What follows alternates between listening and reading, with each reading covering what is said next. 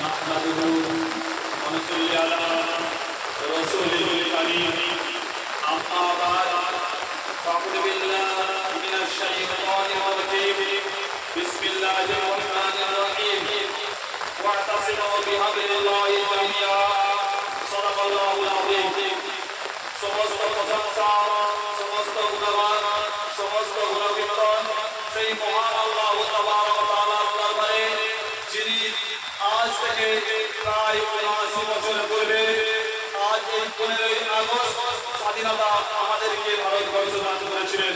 তার প্রতি সবাই শুকরিয়া জ্ঞাপন করে বলি আলহামদুলিল্লাহ। তারপরে পরে জানাই নবী কুলের শিরোমণি ও জাহানের বাদশা তাজদারে মদিনা মুহাম্মদ মুস্তাফা সবাই দরুদ পড়ি সাল্লাল্লাহু আলাইহি ওয়াসাল্লাম।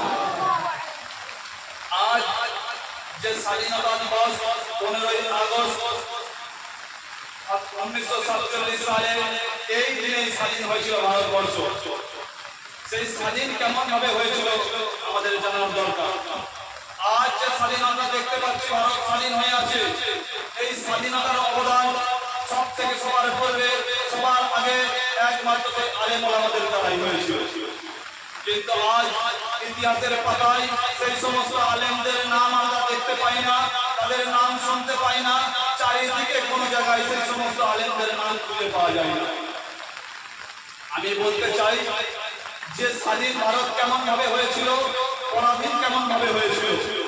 ১৬০১ খ্রিস্টাব্দে ইংরেজরা এই ভারতের স্বাধীনতার জন্য, ভারতকে পরাধীন করার জন্য ১৬০১ খ্রিস্টাব্দে তারা ইস্ট ইন্ডিয়া কোম্পানি গঠন করার নামে ভারতবর্ষের মধ্যে তারা এসেছিল। এখান থেকে নিয়ে ১৬০১ খ্রিস্টাব্দ থেকে তারা ভারতকে ধীরে ধীরে কবজা করা শুরু করলো। এরকম করতে করতে করতে করতে কিন্তু তাদের উদ্দেশ্য ছিল না যে তারা ব্যবসা করবে, ইস্ট ইন্ডিয়া কোম্পানির নামে ব্যবসা করবে, তাদের এই উদ্দেশ্য ছিল না। কিন্তু তাদের উদ্দেশ্য ছিল একটাই, যে আমরা ভারতের স্বাধীনতাকে হরণ করে আমরা নিয়ে চলে যাবো নিজেদের দেশের মধ্যে। এরকম করতে করতে যখন ১৭১৭ খ্রিস্টাব্দে এসে গেল, তারা মাইসুর নামক জায়গাকে তারা নিজের আয়ত্তের মধ্যে তারা নিয়ে নিল। তারপরে এমন করতে করতে ধীরে ধীরে ধীরে ধীরে ভারতের স্বাধীনতাকে নিজের কাছে নিতে নিতে ১৭৪০ খ্রিস্টাব্দে তারা ভারতের কিছু জায়গা তারা বিস্তার লাভ করে ফেললো। তখন সেখানে তারপরে যখন চারিদিকে তারা ইংরেজরা মানে ভারতের স্বাধীনতাকে হরণ করে নিতে লাগলো, তারপরে কি হলো, যুদ্ধ শুরু হয়ে গেল। সেই যুদ্ধ ১৭৪০ সাল থেকে নিয়ে ১৭৫৭ খ্রিস্টাব্দ পর্যন্ত সেই যুদ্ধ চলতে লাগলো।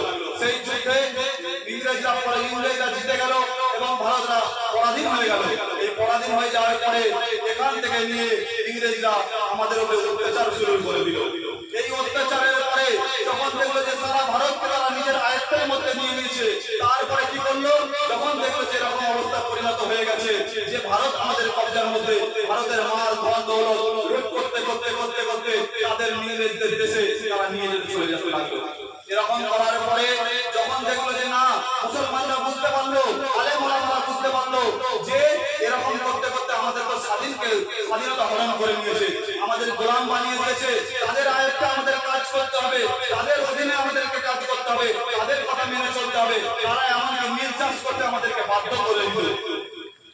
যখন দেখলো যে আলেম ওলামারা এরকম অবস্থা হচ্ছে, আলেম ওলামারা একত্রিত হয়ে চিন্তা করলো, সেই দিন সবার প্রথম একজন আলেম সেদিন সবার প্রথম যুদ্ধের ফতোয়া করেছিল শাহ আব্দুল হক দেহলভী রহমাতুল্লাহ আলাইহি, সুযোগ্য পুত্র শাহ আব্দুল আজিজ দেহলভী রহমাতুল্লাহ আলাইহি। সেদিন প্রকাশ্যে সবার মাঝে এই কথাই ঘোষণা করে দিয়েছিল যে ভারতের স্বাধীনতার বিরুদ্ধে যে আমাদের যে অত্যাচার হচ্ছে, আমাদের যে জুলুম হচ্ছে, এই জুলুমের বিরুদ্ধে আমাদেরকে আজ থেকে যুদ্ধ করতে হবে। এই যুদ্ধের ঘোষণা সবার প্রথম যদি কেউ করে থাকে যে আব্দুল হক দেহলভী রহমাতুল্লাহ আলাইহি সুযোগ্য সন্তান শাহ আব্দুল আজিজ দেহলভী রহমাতুল্লাহ আলাইহি। তারপর থেকে নিয়ে তখন কি করলো যে ইংরেজরা প্রকাশ্যে ঘোষণা করে দিল যে শাহ আব্দুল আজিজ দেহলভী রহমাতুল্লাহ আলাইহিকে যেখানে খুঁজে পাওয়া যাবে সেখানেই সেই অবস্থায় তাকে গুলি অর্ডার করে দিল যে তাকে গুলি করে হত্যা করে দাও, তাকে দুনিয়া থেকে মিটিয়ে দাও।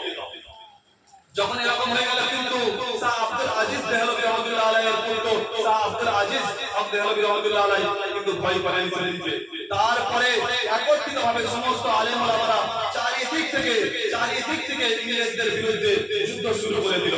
এইরকম ভাবে যুদ্ধ হতে হতে একদিন দিল্লি থেকে নিয়ে মাইসুর নামক জায়গা বইব একটি রাস্তা চলে গেছে। সেই রাস্তার মাঝখানে ছিল সমস্ত গাছের মধ্যে আলেম ওলামাদেরকে গলায় দড়ি দিয়ে টাঙিয়ে দেওয়া হয়েছিল, গলায় দড়ি দিয়ে তাদেরকে ঝুলিয়ে দেওয়া হয়েছিল যে মুসলমানদেরকে যদি শেষ করে দেওয়া যায়, আলেম ওলামাদেরকে যদি শেষ করে দেওয়া যায়, এই যুদ্ধ আর চলবে না। কিন্তু সেদিন মুসলমান ক্ষান্ত হয়নি, মুসলমান ক্ষান্ত হয়নি, মুসলমান চুপ হয়ে যায়নি, মুসলমান থেমে দাঁড়ায়নি। তারপরেও আলেম ওলামারা সমস্ত একত্রিত হয়ে আরো জোরকে যুদ্ধ শুরু করলো। দেখলো যে দিনকে দিন যত যাচ্ছে, যাওয়ার পরে আলেম ওলামা শেষ হতে লাগছে। সেই সময় সমস্ত মানুষদেরকে নিয়ে কাসেম নানভী রহমাতুল্লাহ আলাইহি, যিনি দারুল উলুম দেওবন্দ প্রতিষ্ঠাতা করেছিলেন, সেই দিন উনি সমস্ত মানুষদেরকে নিয়ে হিন্দু বর্ণ, হিন্দু মুসলমান, শিখ, জৈন, খ্রিস্টান, ইসাই সবাইকে একত্রিত ভাবে সেদিনকে জমা করে সেদিনকে যুদ্ধের ঘোষণা করে দিয়েছিলেন। সেই দিন থেকে যুদ্ধ হতে হতে হতে যখন যুদ্ধ শুরু হতে লাগলো, এরকম আরো জোরে যুদ্ধ হচ্ছে, তখন কি করলো যে দেখলো ইংরেজরা ভাবতে লাগলো যদি মুসলমানদেরকে আলাদা না করে দেওয়া যায়, মুসলমানদেরকে দুই ভাগে বিভক্ত না করে দেওয়া যায়, তাহলে আমরা কোনদিন এই যে রাজত্ব করছে এই রাজত্ব আমাদের থাকবে না। তাই কি করলো সেই দিনকে এরকম যুদ্ধ হতে হতে যখন 1947 খ্রিস্টাব্দে এসে গেল, ঠিক 14ই আগস্ট কি করলো যে বাংলাদেশকে আগে স্বাধীনতা দিয়ে দিল। কেন? কারণ মুসলমানদেরকে যদি একদিন আগে স্বাধীনতা দিয়ে দিয়েছে, তার উদ্দেশ্য এটাই ছিল যে মুসলমান যদি আলাদা হয়ে যায় তাহলে আর কোনো অসুবিধা হবে না। কিন্তু সেদিনকে তারপরেও যে বাংলাদেশকে স্বাধীন করে দেওয়ার পরেও মুসলমান ব্যর্থ হয়নি। তাই যখন দেখলো যে না মুসলমান চুপ হয়নি, যে ভারত আলাদা হয়ে গেছে, বাংলাদেশ আলাদা হয়ে গেছে, তারপরেও যুদ্ধ শুরু হয়ে গেল। তাই না পেরে 15ই আগস্ট 1947 সালে ভারতকে স্বাধীন করে দিতে বাধ্য হয়েছিল। এই বলে আমি আমার বক্তব্য শেষ করছি। ওয়া আখিরু দাওয়ানা আলহামদুলিল্লাহি রাব্বিল আলামিন। জয় হিন্দ। স্বাধীনতা সংগ্রাম 15ই আগস্ট 1947 সাল